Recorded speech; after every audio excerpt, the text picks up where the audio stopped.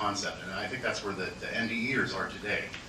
We are it's assumed that it's explainable. It's oxygen deprivation, or I'm sorry, I'm all over the place right now. I'm not a speaker, but I feel a kinship with the platypus duck because they're taking shears to us. They're picking apart the story and they're trying to break it down to the atom, the basic part. They're splitting it apart, and the scientists are very methodical in their procedures, and they're destroying the whole, which is the whole story of the experience. It's about unity. It's about how we're all one, and breaking it down to its tiniest parts won't explain the immense vastness of the infinite story that they have to share. In any case, sorry, I'm back to square one. So that's where I come from. I had a very structured upbringing, and my family was very set in their perception of how things work. I'm the fourth child. My elder brother is paranoid schizophrenic. We discovered that about 20 years ago. He was put on medication when it was discovered, and the medication worked, but it's kind of a balancing act. So we all just kind of learned to give him space, basically. The story proper actually begins in 1995. I was sleeping late on my day off in October, and it was Friday the 13th, coincidentally. And my brother came and knocked on my door and asked me for a cigarette. And I told him that I was sleeping late, it's my day off, and come back later and I'll give him one.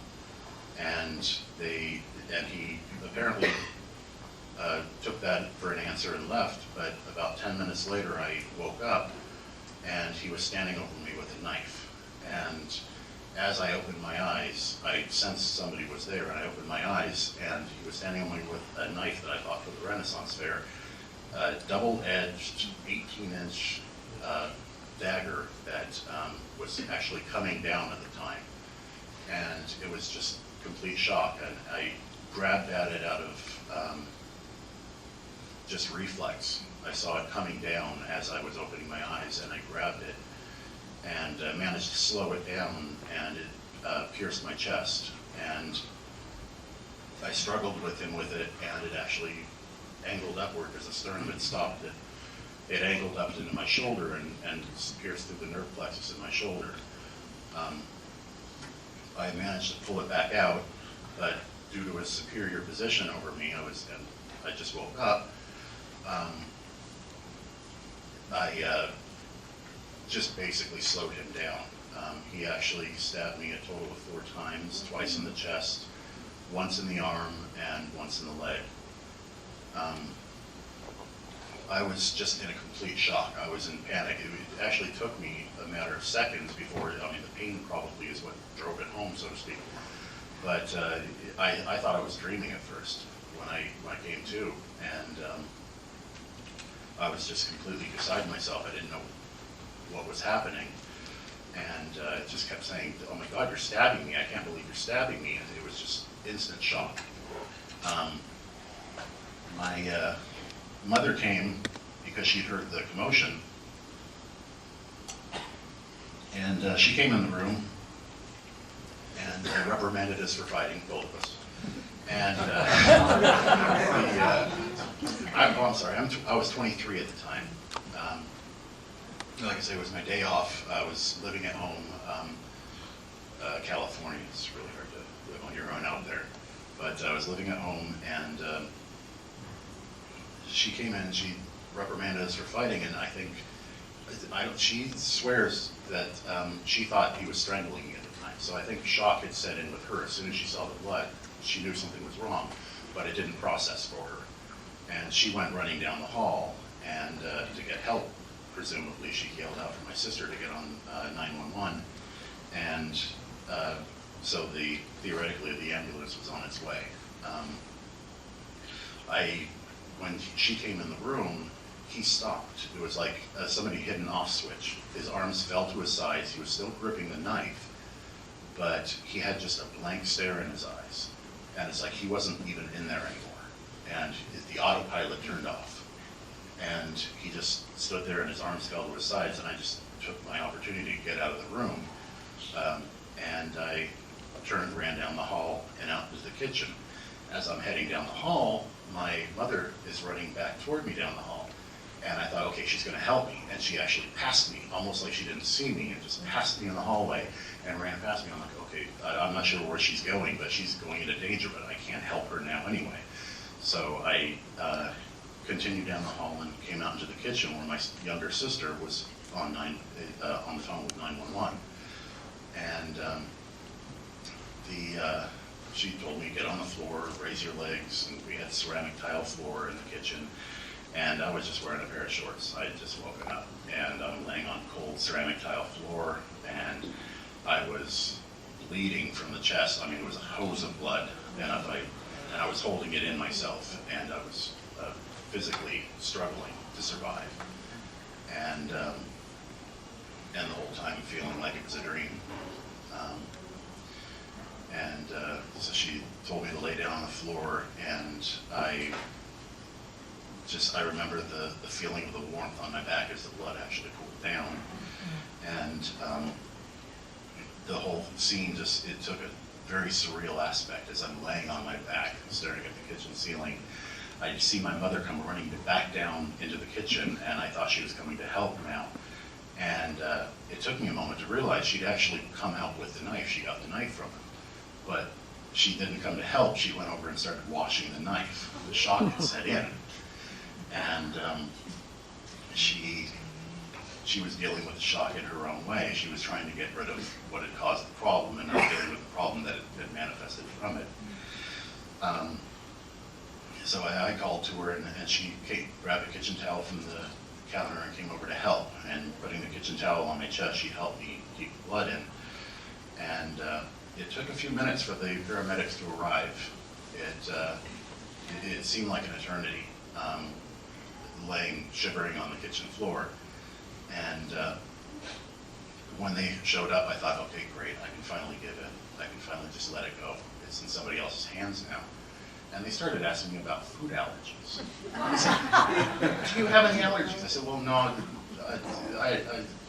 antibiotics are fine, whatever, just can we get to the hospital? Do you have any allergies at all? Well, I'm allergic to green peppers and oranges, but aside from that, can we go? And they had a checklist, and they were just going through a routine. They had their own procedure, and I was not going to get in the way of that. It was very surreal. They eventually finished their checklist and loaded me into a gurney and brought me out to the ambulance. But the whole time, as they were bringing me out, I realized the reason why they weren't in shock was because they didn't see how much blood I'd lost in my bedroom, down the hall, and it wasn't until I got to the kitchen that it started pooling. They don't realize how bad off I am. They don't realize I'm as good as dead already. And it was at that point, as they were loading me into the ambulance, that I realized I'm not going to make it. As that came over me, it was actually liberating. It was a peace set over me, and it was still out of my hands, as I'd already given it over to them. But at first, the fear just turned to peace, and it felt, okay, this is it. I can't argue with however it's going to happen, it's going to happen. And it's just my time, and I gave up to that. And the adrenaline was still working in me, though. So as they were rushing me off to the hospital, I was arguing with the paramedics as they're yelling out blood pressure to the driver, and they're trying to gauge how I'm doing. And I kept interrupting and saying, just slow down, turn off the lights. You're going to get into an accident. I don't want my last minutes in this world to cause pain to anybody. And I had totally signed up at that point. I was phoning in the last 8 minutes of my existence as far as I was concerned. And But even giving up, I stayed conscious. They brought me into the intensive care ward. They actually went a little out of their way. They didn't bring me to the nearest hospital because they brought me to one that had a trauma center. And they figured that would improve the chances, which apparently it did. They rushed me into the operating room. They got me on a surgery table, and I was just surrounded by a maelstrom. And again, I'd given up, and I was just a bit of flotsam. That was the focus of all their attention, but they were all focused on the body, and they were focusing on their tasks at hand and what it is they had to do to save this body.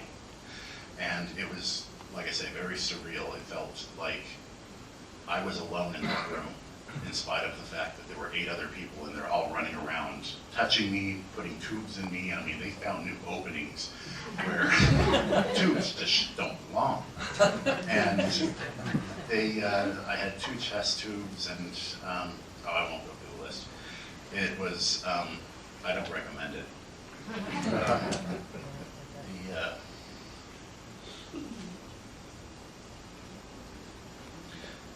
The maelstrom was just, I felt like I was just in the eye of a hurricane.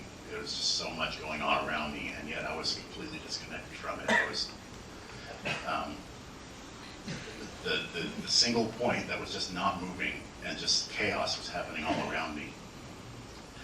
And I remember them, at one point they were shoving in a chest tube, and the technician, which is something you never want to hear in a trauma surgery, is oops. As they were putting my chest, hold it out, turn it around, put it in the correct way. And I mean, I was conscious for all of it. And I was not just conscious, I was, they kept saying, he's still with us. He's because I guess they finally realized how much blood I'd lost. They said, he's still here, he's still with us. Yeah, he's still alive. No, he's still conscious. They were amazed by it. And I can't figure out why, because I wasn't even fighting at that point. I felt like I had, as far as I was concerned, I was already dead. And I felt like, it was like they were seeing me still being conscious and were just in complete disbelief with it. At some point there's either possibly blood loss, or maybe they finally drugged me to knock me out. But I eventually lost consciousness there. The next thing I was aware of in the chronological timeline was coming to in the intensive care ward. I heard beeping. It was in a dark room. It was about 12 hours later, and I was hooked up to machines and the flashing lights and the beeping, and it was like I was dreaming again. I didn't know where I was, and I realized I was alive, and I became angry, and I didn't know why. I didn't at that time remember my experience. It actually came to me a few days later, but at that point I was angry. I felt betrayed, and I felt hurt, and as though I was rejected, and it didn't make sense to me at the time. And it was just, at that point was the first point where I no longer was worried about dying. Now I'm afraid that I'm going insane. I couldn't understand my own emotions. The the intensive care nurse, probably summoned by the machines, came in a little while after I'd come to, maybe a minute or two, and informed me that I'd actually died twice on the table as they were trying to resuscitate me. I died a second time, and she said that they were amazed when they finally stabilized me, because nobody in there was expecting me to survive. They fought for quite a while, apparently, before they managed to get me at a point where they could move me into the intensive care ward.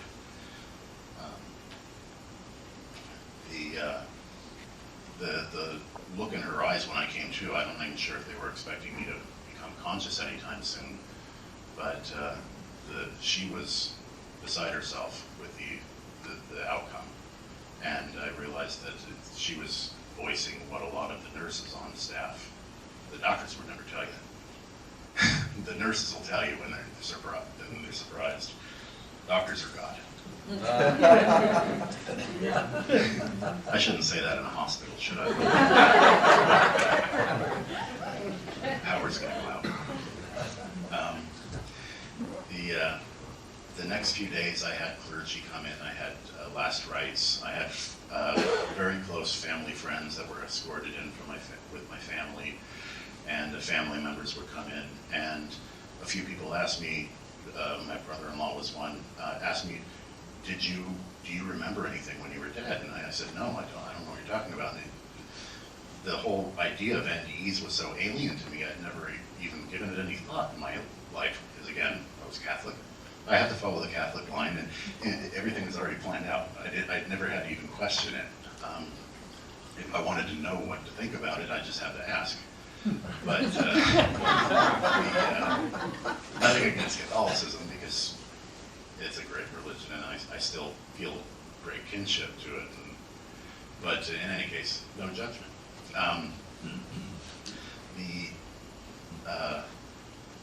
When I was having visitors coming in for the first few days, and I was only conscious for maybe 3 out of every 24 hours. I was so heavily medicated. I had a constant morphine drip, and wasn't eating or anything else at that point. And so the dream state just continued. It expanded, and it was within those first 3 days that a friend of mine, who is a very good friend, a very aggressive young man who had his own view of the way the world works, said, of course you're angry. When I shared my feelings with him, he said, of course you felt betrayed. Of course you felt hurt. Your brother, it just makes perfect sense. I'd be angry too. Your brother's gonna wish that he finished the job. As far as I'm concerned, the police better not release him, because I'm gonna deal with him if they do. And I mean, this is the type of friends I had at the time. Doesn't speak well for me either. But he gave me an excuse, and I took it, because nothing else made sense. It was that, or accept the fact that I'm missing a huge piece of the puzzle, or I'm crazy. Because I couldn't understand why I felt such betrayal and such hurt. It didn't feel right, though. I didn't feel like it was attached to my brother. It felt bigger than that, and I didn't understand. I continued through my stay there. In 3 days, they sent me out of the intensive care ward and sent me to the regular ward. A few days after that, some friends from work heard that I was getting regular visitors now, and started coming in, and so a whole new wave of well-wishers came and came to look at the body. And I got the impression, none of them, when they said, how are you doing? I learned from experience to just give them answers like, well, the doctor says my white cell count is going up. I'm working on my incentive spirometer, and I'm going to have less trouble breathing soon. And I'm talking about physical descriptions, and I'm talking about how my body's doing. And that's what they were asking for, and I gave them that answer, and they moved on.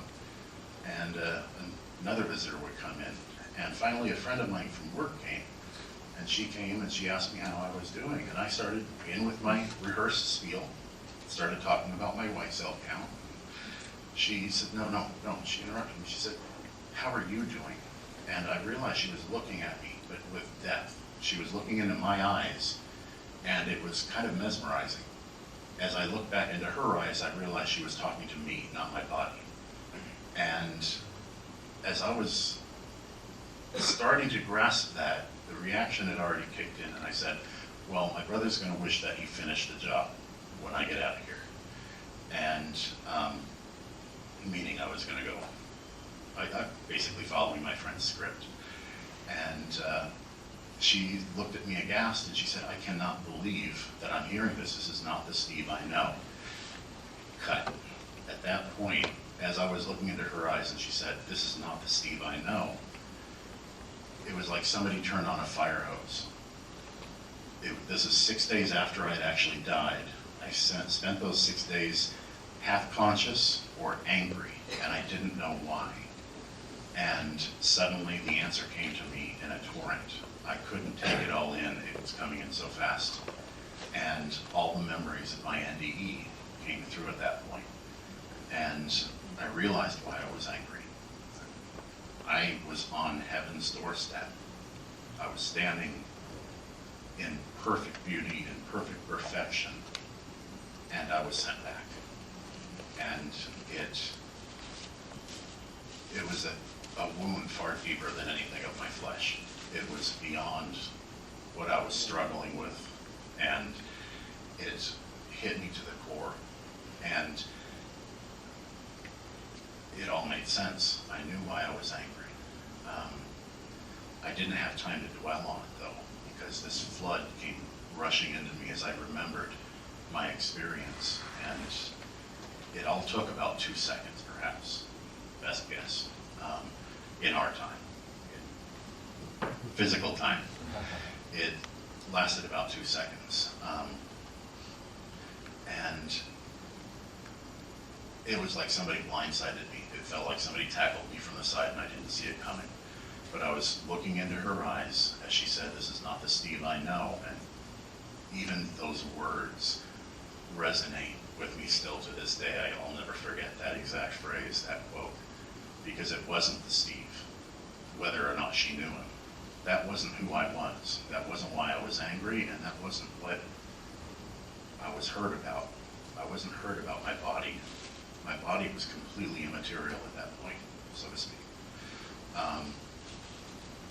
The experience came flooding back, and I think she probably noticed it because I just had a space look in my eye, and we wrapped up the conversation, and I don't even remember how it ended, but she eventually left because I was just trying to soak it in, what had come through to me in those 2 seconds. And I need water. It's the experience itself is actually, it's transcendental, it's existential, and it's completely minimalist in nature. I had an experience that, best I can say, is an exercise in duality. As it came flooding back in, putting it again back in context, I'd lost consciousness on the operating table. They were struggling to keep me alive, and next thing I know, black. I saw nothing. And the next thing I was aware of was the blackness was still there, but I was aware of it. And I looked around and realized there's no point in turning because I could see 360 degrees all around my body. But I didn't have a body. I was just a point of awareness, and I could see all the way around me, above and below. I had no center, I had no front, I had no dimension whatsoever. I was just a point in space. The space itself was more vast than the 3 dimensions we're used to here. I couldn't even begin to count them. It was like a barrel. We think of a space, but the barrel had no bottom. It had a depth that just kept going and going. But it was just complete blackness all around me, and the darkness was, people say it's a dark NDE, and they talk about the negative NDEs or the frightening NDEs or whatever label you want to put on it. This was the most beautiful experience in my entire existence that I am aware of. I don't know if I had any before my life, but it was in darkness.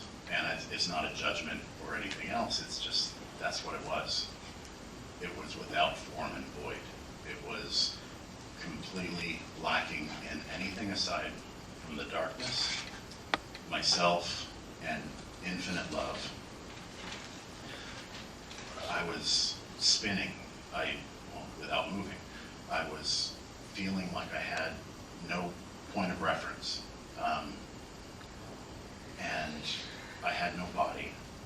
There was no mention of, there was no meaning to scale. There was no meaning to color or shape, because there was no color or shape. It was just infinite blackness. And it was disturbing at first, but the thing that balanced it was the love. The love that I felt in that moment of eternity was so perfect, and the love was completely unconditional, and it was more than I could possibly take in, but yet I took it in. And it was directed at me, and it was coming from the other awareness that was there. The best I can describe what I wasn't even a mind. I was a point of awareness. A mind has thoughts, a mind has the manifestations of the ego. The mind has so many things that we're so familiar with here, but what I was my raw essence there. It was beyond what we assume is our mind even. But I was still myself. I still had my history. I still had my my personality. And it was, when you, not only did I not have a body, my own identity was stripped from me at that point. I still had my personality and I still had my history, but what I thought I wasn't there. It wasn't along for the ride, but yet there I was. It was, again, very disorienting. The space itself was disorienting, and the environment was disorienting. But that love was what held through, because it was constant, and it was coming from all directions, and it was unconditional. I didn't have a life review, per se. I didn't have a tunnel. I didn't have a life review, or at least that I remember when I came to, in that, what I call the void. It could have been halfway through my experience, for all I know. I just slept through the first half, I'm not sure. And, but I just came to in that darkness, and I was surrounded by this unconditional love. And I was aware that the darkness, not really the darkness, but I'll get to that later, was aware of me as well. I wasn't alone. The darkness felt like it was cradling me, like the mother would hold her child. And the mother doesn't look at her child, the perfect mother doesn't look at her child and see flaws. She just radiates it with love, and that's what I felt there. It was a very maternal aspect of God, if you will. That's the feminine aspect, the first part of my experience. And it's very dualistic.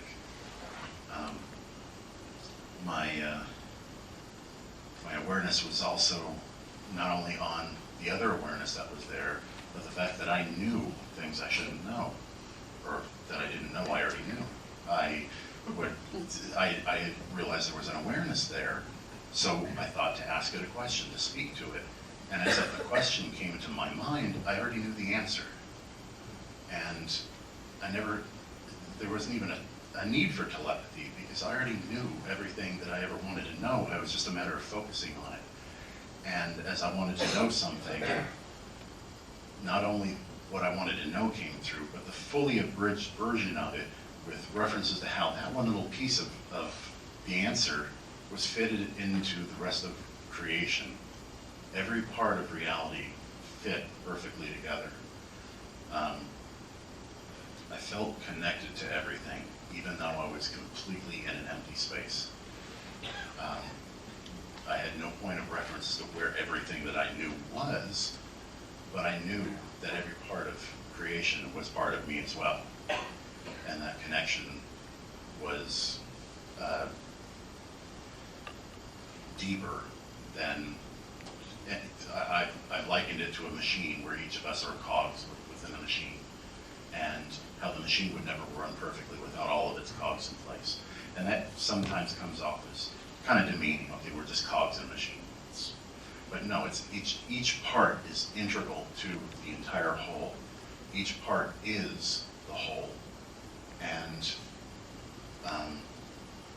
the parts in that darkness are so hard to explain, of what I did know, because I've lost so much of it. I think a lot of that information was just beyond what our physical, chemical, biological brains can hold. I don't think that information really fits within the 3 dimensions of our understanding of reality here. And so I just managed to pull through a little bit that I managed to glean onto.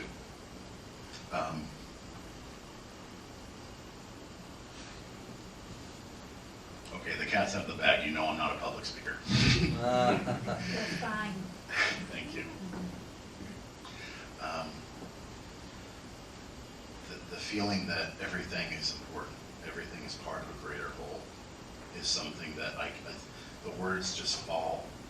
They don't encapsulate how important that is, that it's all one, and we're all part of that one.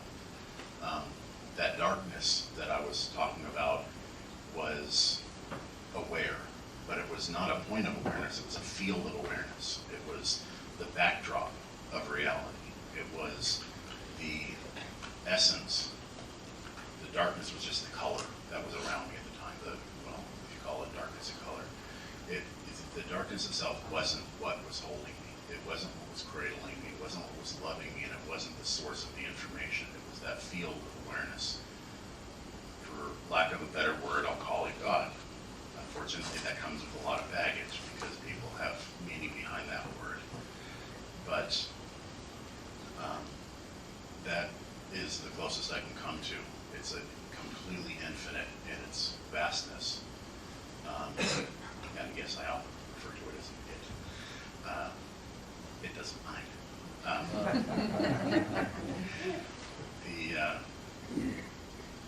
The information I had, the love, was just more than I could take in, like I said, but yet somehow it fit.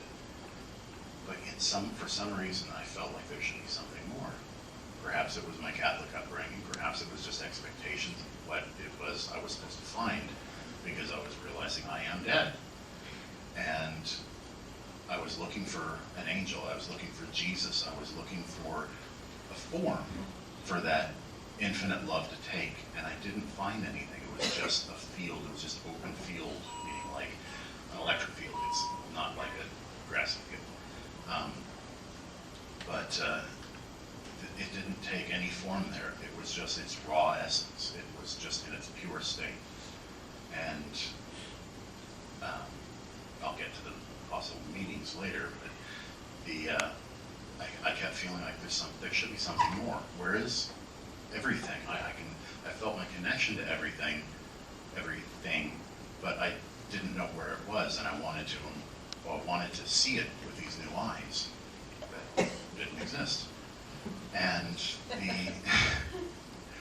yeah, it's a lot of paradox involved in explaining an NDE, isn't there? But I kept looking, I kept searching and feeling, and that point of awareness that I wasn't an intelligence, I wasn't a person, so to speak, I wasn't a mind, it was just a point of awareness with a history and a personality. And as that point of awareness reached out into the darkness, it was like an amoeba sending part of itself out. I wasn't actually seeing the darkness, I was experiencing it directly. Because there's no light, I can't see it, but being a point of awareness, I would actually extend myself into that darkness. And so again, very hard to explain, but like an amoeba sending out parts of myself out to infinity, I just kept going, and I kept feeling that this darkness was infinite, and the field was infinite, but I never reached the end. And I'd research in all directions, because again, location was only where I was, but I was just at one point within a field. And I kept trying to turn, but how do you turn when you don't have a front? You don't have a top, you don't have a bottom, left and right, and very little. But I kept trying to shift, and I'm not sure what I did, but I liken it to having one's head stuck in a vise and using your eyes, darting back and forth, looking up and down, and not being able to turn your head. And then suddenly the vise is released and my head shifted, and brought into a new perspective was the light. And everything shifted. I'm not sure if it was passing through one of those multiple dimensions that space had there. I said it's surreal. It's really hard to explain. But there was a shift, and I don't know if it was I changed frequency or I tuned into another station, but suddenly there was something, there was a form, there was the light, and the light had structure to it.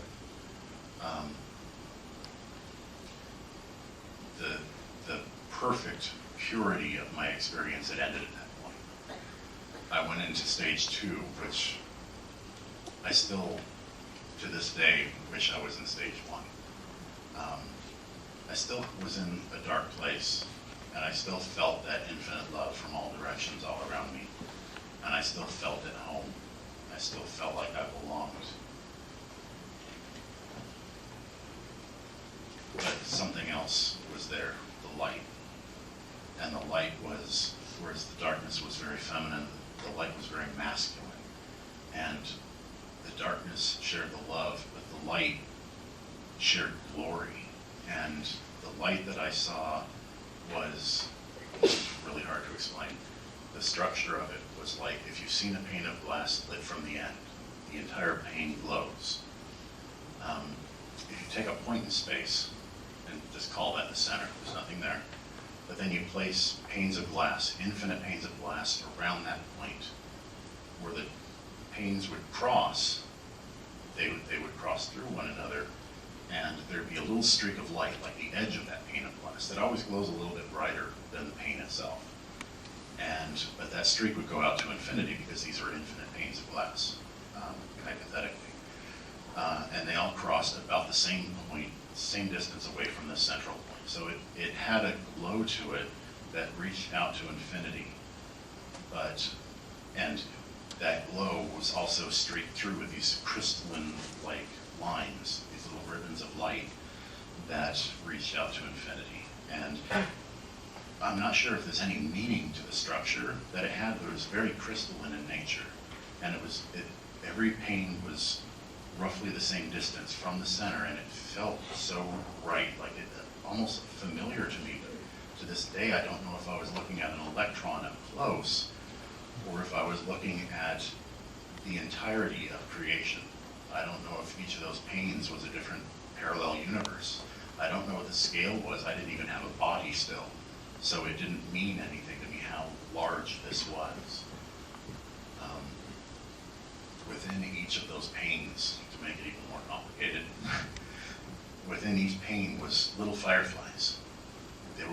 Whereas the panes were glowing this milky, soothing white color, the little fireflies were rainbow.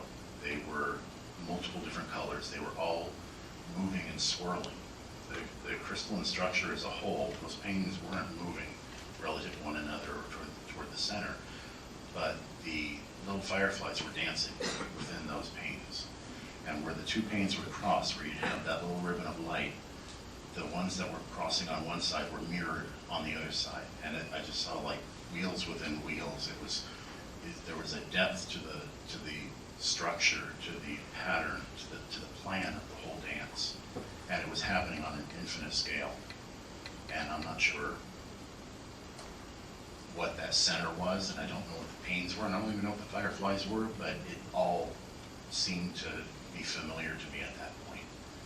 And whereas when I was in the darkness, I had all knowledge. I'd just think about something, and I knew exactly not only what I wanted to know, but how it fit in with everything else. I couldn't behold all of creation at the same time. I think only God could do that, but I felt how each part would fit in with the whole, and I knew so much. But when I was looking at that light, the only thought that I could hold in my mind, if you will, was wow.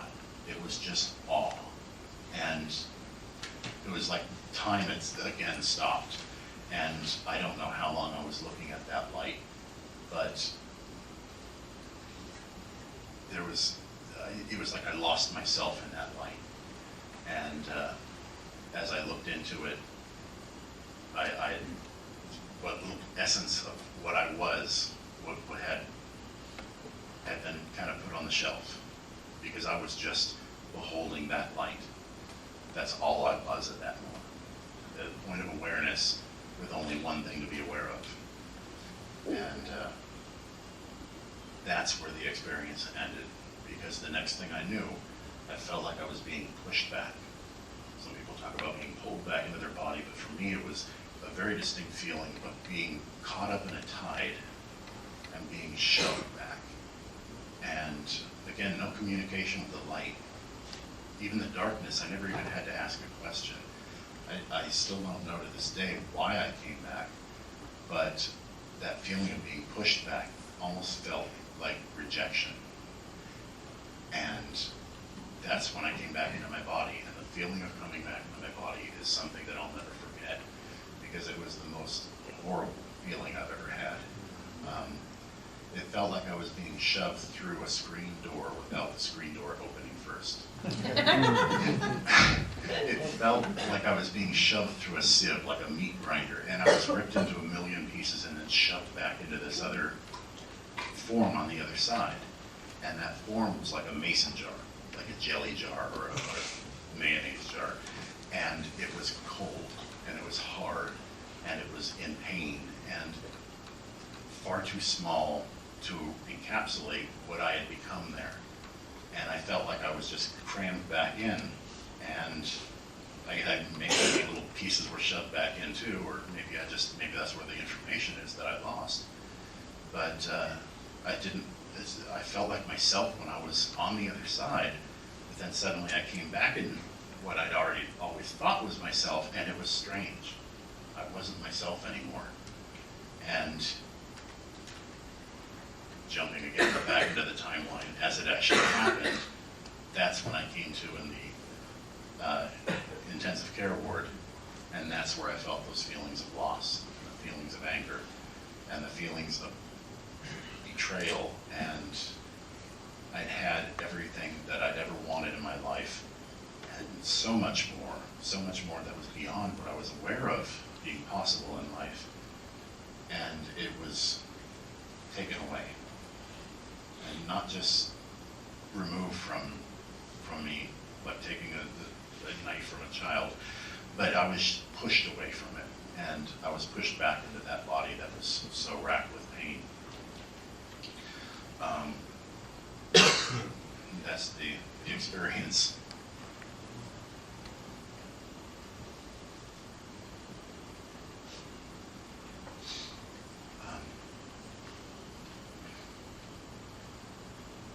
It sounds really mundane to go from that to talking about my recovery, so I don't think I should do that. In any case, I did survive.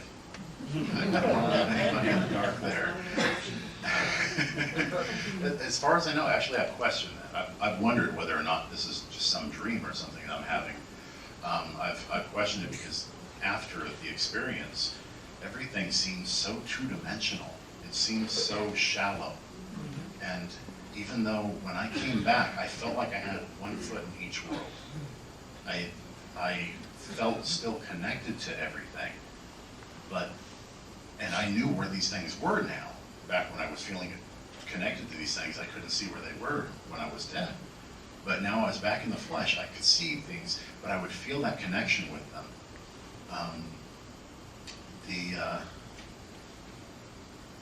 Another thing about the darkness, when I was in that state, the feeling connection to everything, and I also felt that feeling of love that was showering on me, and it wasn't indiscriminately radiating like the light from the sun. It was directed at me. It was personal, and it was a connection between me and that field. And when I would think about how I was connected to everything else, I would also feel how that love was radiating from that field to the rest of creation as well. And I realized what the meaning of unconditional love was. It wasn't just radiating out, and we just had to go around and collect whatever it is we could get. It was directed at us personally. It's a personal relationship with the universe, if you will, which has other connotations. It's hard to name God, isn't it? But that feeling of being connected to everything and feeling that love direct specifically at me, I also felt from the field's perspective, sharing that love with all of the rest of creation. And I felt almost as though I was loving the entire universe by proxy. And I think it was a good experience for me coming back into this life, because afterward I still feel a connection to everyone. I'm still a bit of a social dwarf, if you will. I still don't feel comfortable getting up here and talking, as I'm sure it comes across. but I still love everyone in creation, and I'm not comfortable with that feeling because of my previous life, before Friday the 13th in October of '95. But the sentiment is there, and I'm fumbling with trying to come across and share that. And much like describing the light, it's so hard to describe that love. And I do my best, and I know it falls flat. The other effects, again, I had one foot in each world when I came back. I felt like I belonged there. I was standing on 2 feet. Most of my weight was on 1 foot. Unfortunately, that foot wasn't in this world. I felt like I was just kind of sort of here, but not really here. I don't feel like I'm actually in this world. I feel like I'm still there. From that foot in that world, I started sensing spirits, and it was actually kind of shocking when I first started seeing auras. I thought it was actually a problem with the medication I was on or something, because everything was fuzzy, and I could still see clearly what was behind the blur, but it was, I never actually saw colors, which is weird. I very rarely see colors, but it was just kind of a blur, a haze. It looks like the heat waves rising off the hood of a car on a hot day. I don't know if you have that here, but we do have that in California. We have hot days. But yeah, you have that mirage look to it, and that's what I could see with the auras all of a sudden, and it didn't make sense. I thought there was something wrong again. Seeing things clearly can be kind of disturbing when you don't know what clearly means.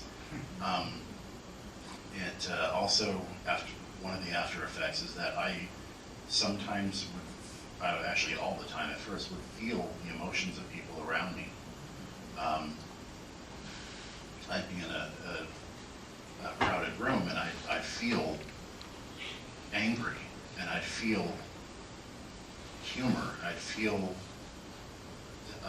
love, I'd feel various emotions that, again, I started thinking I was going insane because it didn't make sense why I'm feeling 2 completely conflicting emotions at once. And it took me about 3 years before I realized I'm picking up other people's emotions. And became an empath, and it scared the heck out of me. I mean, I'm an introvert. I don't deal well with my own emotions before all this, and suddenly I'm getting broad spectrum reality. And it was more than I could take in, and I eventually got to the point where I could turn it down and actually have trouble turning it back on sometimes. But IANS groups are one place where I feel comfortable enough to be able to do that. The after effects of the stabbing, anyway, we'll go back to the physical, pay homage to the body. I had a lot of recovery. The nerve plexus in my shoulder caused permanent nerve damage, and my chest was literally being held together with staples because they had to massage my heart to bring me back.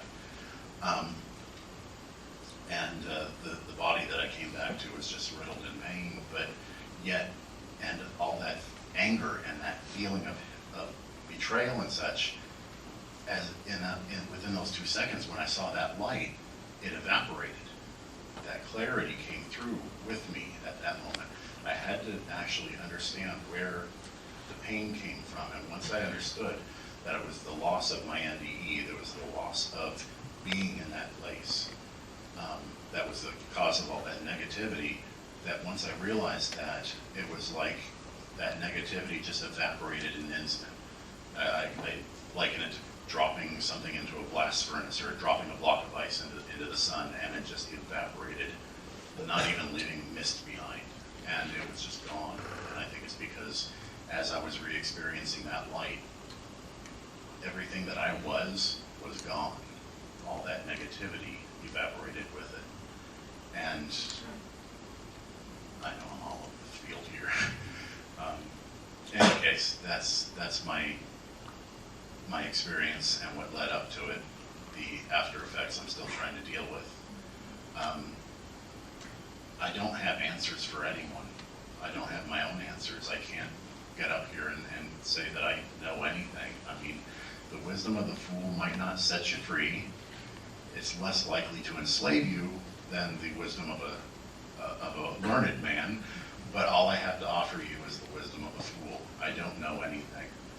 I've been in a place where I did, and I'm so aware of how much I've lost.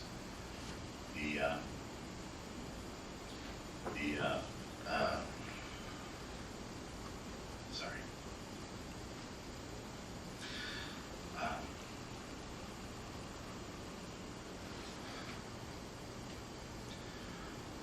That's uncomfortable.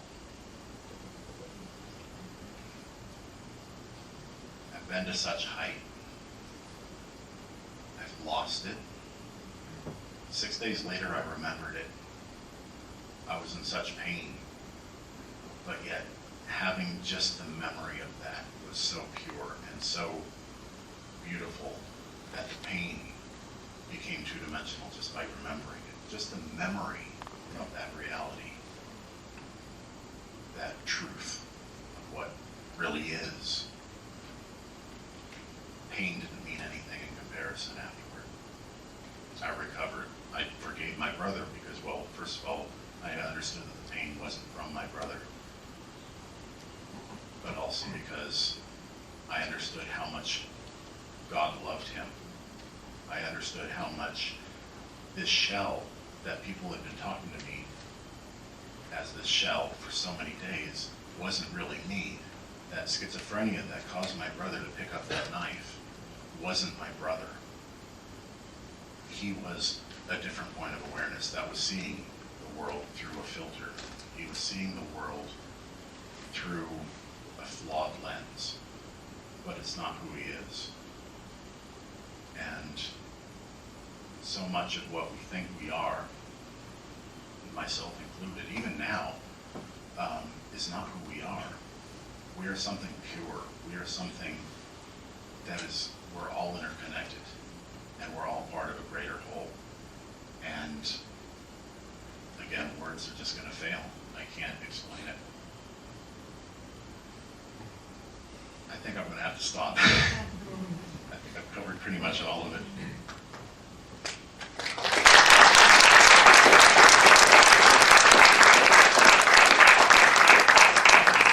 We'll go to questions and answers.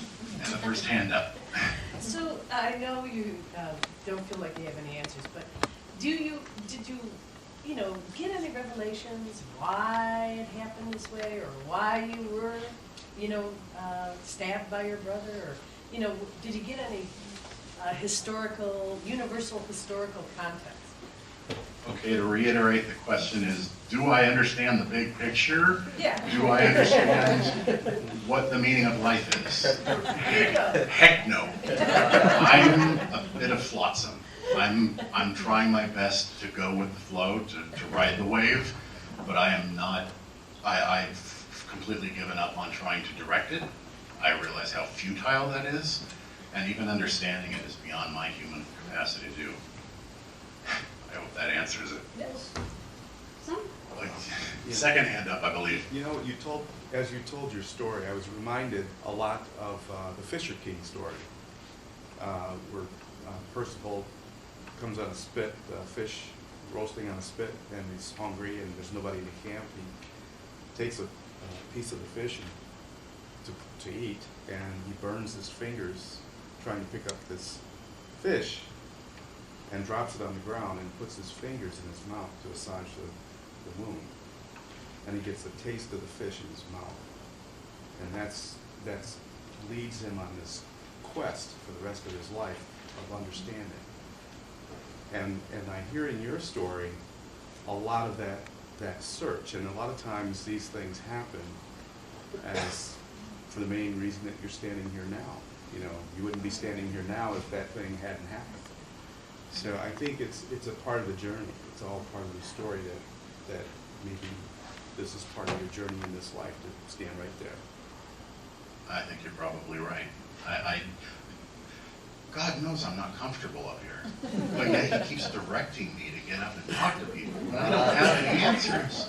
I don't have any idea what I'm doing. And I guess the best message I can give you is that nobody does. People who claim to know the answer, people who claim to have compacted the infinite mind of God within their small cranium are either lying or insane.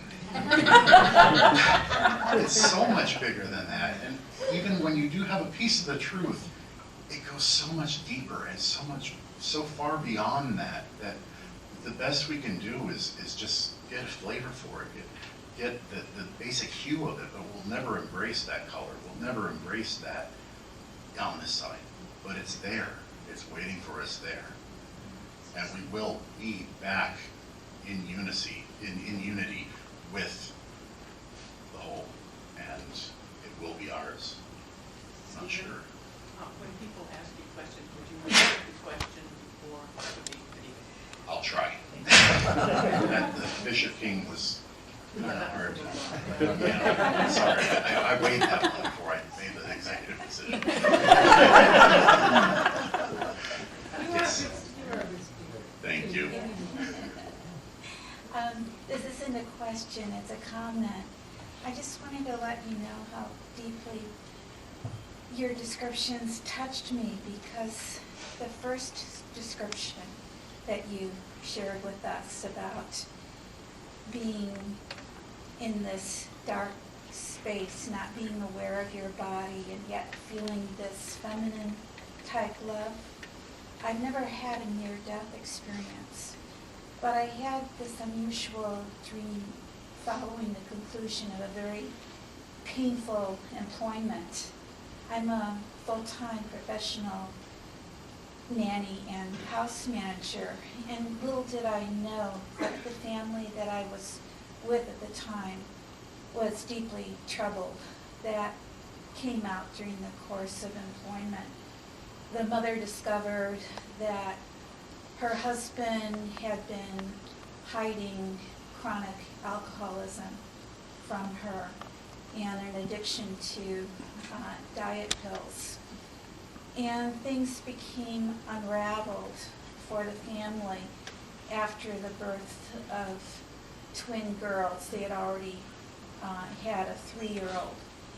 And it was a horrific experience for me, because he had what could be understood as a breakdown with the stresses of his increased family, and he became verbally abusive toward me, paranoid. It was an awful situation, and the daily stresses toward the end actually created a serious physical illness within me. And when I left that family, I was heartsick because I loved the children dearly. I was horribly angry without feeling like I could resolve it. I was grief-stricken. I was frightened for them. And it was either the next day or very shortly afterwards that I had this dream. And I've never had a dream similar to this. It was so similar to yours that I felt that I just needed to share that with you.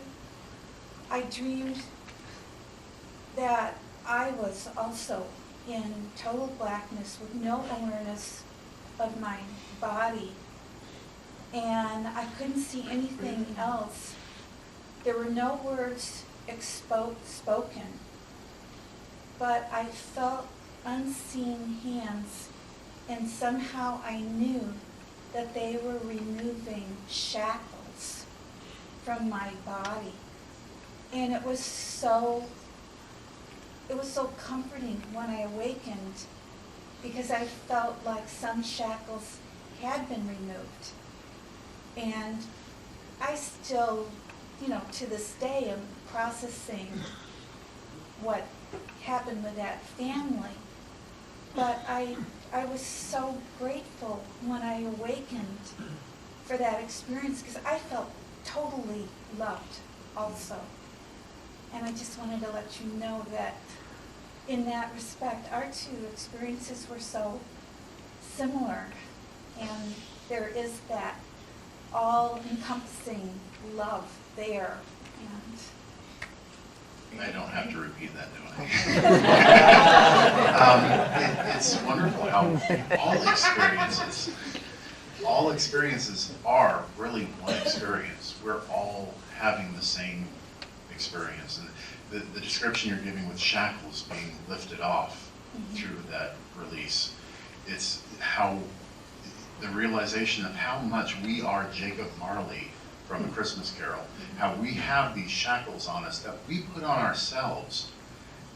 But unlike from The Christmas Carol, we have the choice to just let them go and to put them aside, and we can liberate ourselves. But it's up here, we are enslaved. We keep from feeling connected to each other because we want to have that separation, it's comfort. And we choose to judge others before they can judge us. And all these shackles that we put on ourselves are totally unnecessary and not natural. It's not who we're supposed to be. But yeah, it's and your experience is very similar to mine. And I believe many others. The language changes, the words we use, probably better than mine, are things that we have a hard time seeing past. But there is one truth. There is one unity. There is one whole. There is one essence where everything fits. There is one home where I was so briefly once, and I felt like I was that cog in the machine that if I was removed, it wouldn't work the same way again. And I don't know why I came back, and I don't know why I went there in the first place. But I'm okay with it. I don't control it, and it's just a matter of trusting that there's a reason for it. And we just have to really let go of those shackles, and everything will work out as it's supposed to. Thank you. The next, I'm sorry. You're next. Yes. Yes. Steve, I've got news for you. You are a public speaker. And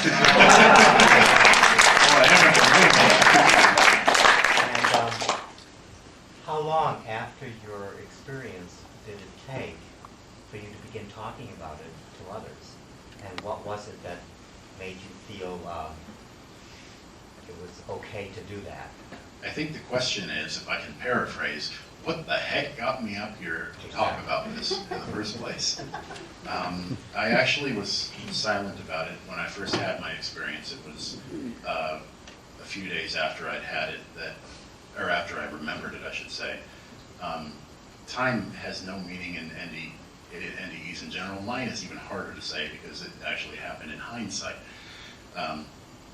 But it was a few days later that I tried sharing my experience with my family, and the dipping my toes in the water, I realized how cold the reaction was, and I withdrew. And it took me 11 years before I actually tried sharing it with someone else. My family was again structured in their thinking, and my experience just didn't fit. And they didn't know how to catalog it. They didn't know which cubby to place that information in. So it just kind of fell on deaf ears. And it took me 11 years before I actually found IANS and the local group that I go to in Orange County, Southern California. And I came there, and for the first time in a long time, I felt like I was almost home again. And I felt like there were people there that understood as I was telling my story, and I looked out and I saw people nodding when I was saying things that didn't make sense to me. I mean, I was trying to find words for things, and they're just nodding because they're not listening to the words. The words were just getting in the way. And as I described things, they nodded in recognition, and they understood. And if there's any NDEs out there, I swear you really got to come to more meetings. I'm sorry, the next. So I have two questions. Somehow when you were in that dark void, you said that it had all the answers. So how did you know that? I mean, did you ask some questions? Or could you have asked questions while you were there? Would it have told you while you were there?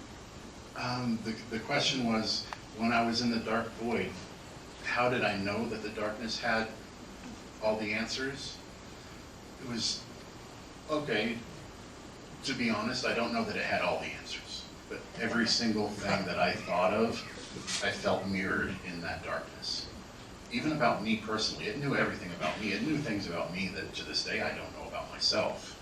It was the Akashic record tied to the mind of God, tied to so many different understandings. I mean, that was the foundation of all knowledge, was in that. And there were parts of it that reflected on me, and as I was thinking about the bad things I'd done in life, and I thought about all my shortcomings, and I thought about how I'd done wrong things, and again, I didn't have a life review where these were shown to me, but as I look back on them, having all this knowledge of even myself, that unconditional love stayed at that infinite level. There was no holding back, considering any of these things that I'd done. It was just completely unconditional love. But the knowledge that I got just about myself, as I looked at that, it was kind of like looking in my friend's eyes, which triggered the experience to come back in the first place. I saw a reflection of myself. And as I knew these things, I also sensed that that field, as a mere point within that field, a single point of awareness within the field of awareness, was aware of it. It was aware of so much more all at the same time. And it's kind of a good portion of it is kind of an intuitive thing. I felt it, I knew it, but it wasn't anything that I can actually say this is the reason why I do that. And then also, what happened to your brother? The question is, what happened to my brother? He wound up going to jail. It took 13 months, and that's a whole other side story. I have 3s and 13s happening all over through my experience, and it just kind of leads me to believe there is a plan. But my brother went to jail for 13 months, and when he came up to court, when his court date came around, his family got up, including myself, and pleaded that he not be charged with the attempted murder that they were originally trying to charge him with. And they actually, instead of putting him in prison for many, many years, they wound up putting him into a hospital where they made sure that he was taking his medication. And when they finally got the balance right, he was willing to stay on it. And we still have holidays together. I see him maybe once a month, and it's I can't say it's like it never happened. My entire family, I think that's part of the reason why my family couldn't really accept it, was because when I look back on that day, I see the beauty and the wonder and the understanding and the love. And when they look back on that day, they see the blood and they see the pain and they see my brother being sent off to jail and they see me dying. And they couldn't understand how I saw the entire thing as beautiful. And even now, even with all the pain that happened, I see the entirety of it as beautiful. I'm sorry. You. Hi. No. The woman in the scarf. I just wondered how you reintegrated. Do you have like a regular job, or what do you do? I mean, you don't have to say what you do. The question is how I've reintegrated, Right. and whether or not I have a regular job. I have a really boring job, actually. The integration still hasn't come. Perhaps because I'm dyslexic and I have a learning disability and I don't pick up on things quite as quickly as some. 7 years wasn't enough for me. I mean, I'm on year 14. I'm 14 years old, by the way, as of October. I started over. That's how I explain the acne.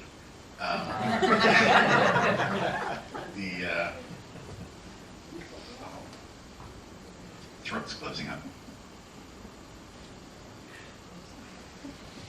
But as far as the job goes, I was in retail at the time. That was when I had my day off and I had my experience. After that, I stuck it out for a little while longer. I didn't see how jobs were important in the wider field of things. And so I stuck it out, just kind of survival. And after a while, I wound up going back to school and taking some drafting courses. And I wound up becoming a drafter at partly perhaps because of my understanding of space from a higher dimension. I can see things in my head now, whereas before it was kind of, drafters tend to see things in 3 two-dimensional pictures of something seen from different sides. For me, I can see it all in 3 dimensions all at the same time. So I figured, hey, maybe I should use this. So I wound up becoming a drafter, and well, now I'm out of work, as are the times. I'm sorry, who was next? Hi. I'm sorry, I'm going with the hand I see first. My question is, did you have chance to talk to your brother about this everything what happened, and what was his explanation? The question is whether or not I had a chance to talk to my brother and what was his explanation. I'm assuming you're referring to as for the reason for the stabbing. I did have a chance to talk to my brother, as well as I heard from various sources, including my mother, about what he was telling the police as well. And the stories varied. Schizophrenia is such that whereas all of us have a very dim view of reality, we all can't make out the definition of what's really there. Schizophrenics are seeing it through a shattered lens as opposed to just a hazy one. His view changed. When he was originally picked up by the police, he was explaining to them, because at the time my father was ill, he was explaining to them that I had cast a spell on my father, and that by attacking me, he wasn't attacking me, he was attacking the spell. So that was one version, and I think there were actually a total of 3 different versions, but that's an example of what he was actually telling the police. In any case, it was completely detached from what was actually happening, and that was his reality. And we all share a reality, but we never have it from the same view. And his was just a little bit further outside the norm. It means he was aware that he was trying to kill somebody. He was not pushed by any other force, yes? Whether or not he was, Aware. External force, like a demon or something. okay, whether or not he was aware that he was attacking somebody and whether or not it was from an external force, he from the time was saying that he was willfully attacking something, but he didn't, from what he told the police, was that it was a spell that he was trying to break. He didn't see it as he was attacking a human being. So, yes and no. He saw it, he was the one in charge, it wasn't a demon involved. It was him making that choice to do that, but he didn't believe he was attacking a person.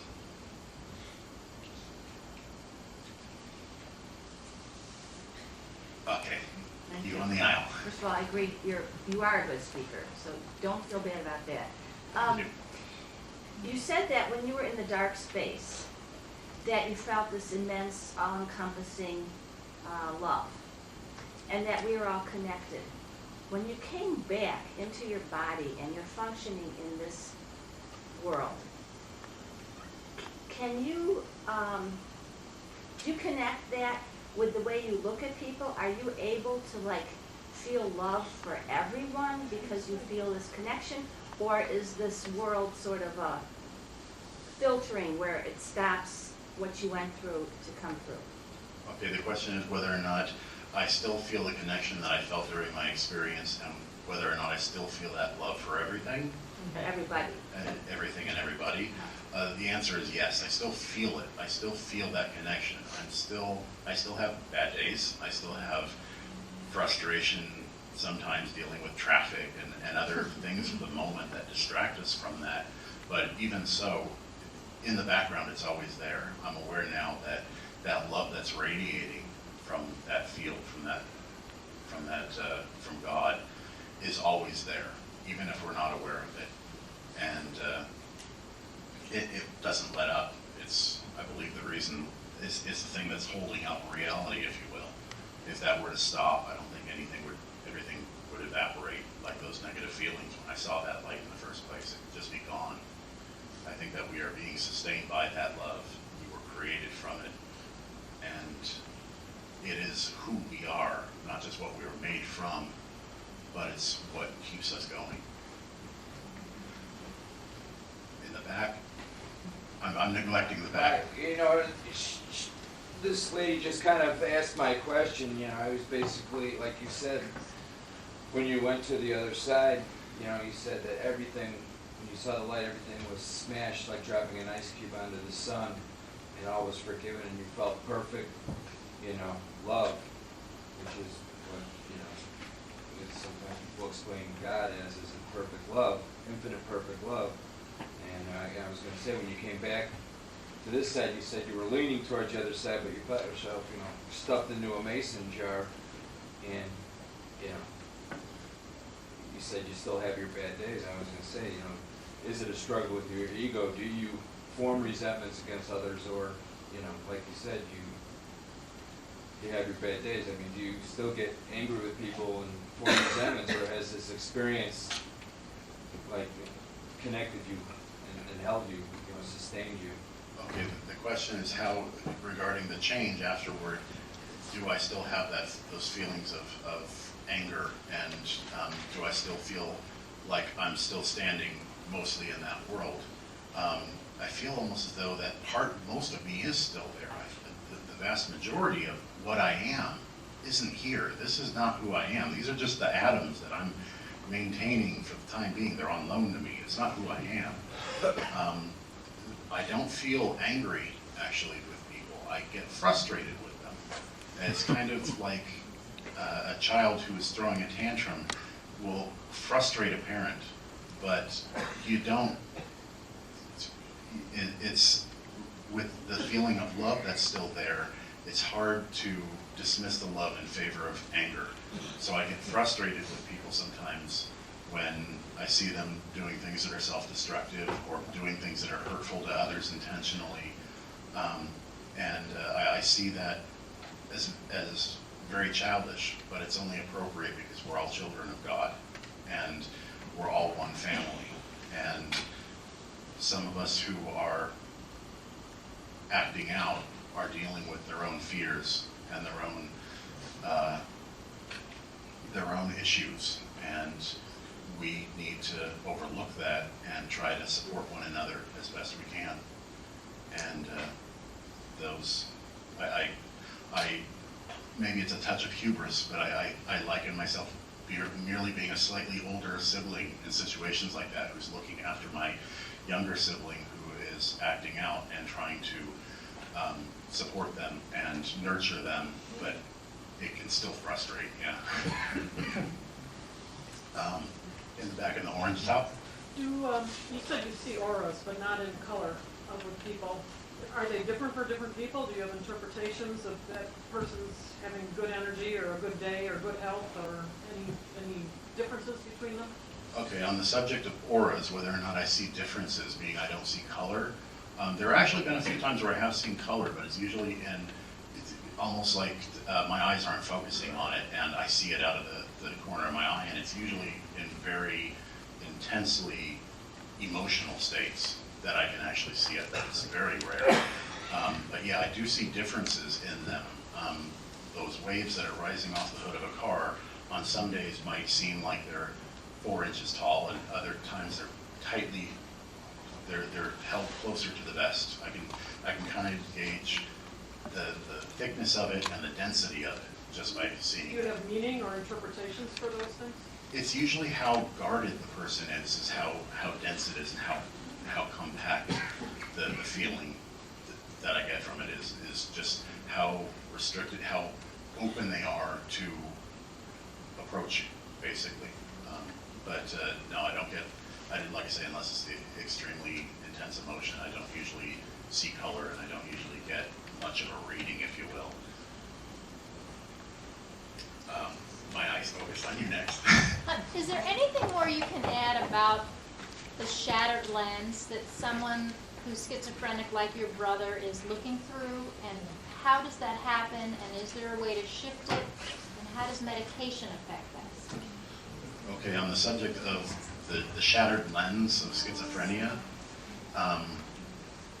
and my interpretation of that, first of all, let me take a step back and say, so much of what it is I got doesn't even make sense to my own brain. It's really hard to explain.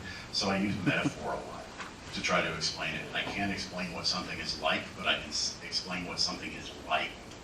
I can, with the lens, I see how people see the world differently. People have their own views of things, and we're all observing something outside of ourselves. And as we observe this, we put our own color, our own spin on it. It's like we're filtering it. We're only taking in what we're comfortable with. And reality as a whole, as well as even the concept of God with religion, everybody's viewing it, and they're all focusing on differences. They're always focusing on the differences. But the differences are only in our own lens. God is God. And if we see differences, and if we focus on the differences, how one person believes something different than what we believe, we're focusing just on our own lens. But if we look at the commonalities, we look at what's similar, we're actually seeing something beyond our lens. Schizophrenics are, again, there's some that are high functioning and some that are lower, but they're dealing with a different kind of flaw in that lens. It's not who they are.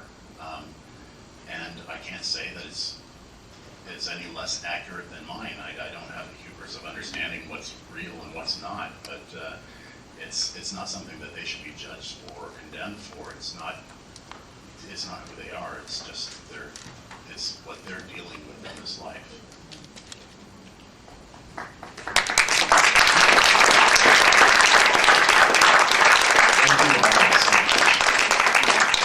Thank you, Steve. It was wonderful. Really appreciate your coming and sharing with us. It was a great afternoon, and we'll remember it, I'm sure, for a long time.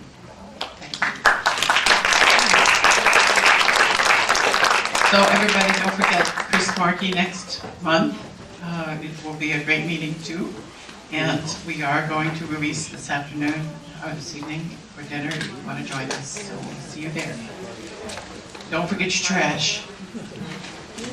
Thank you.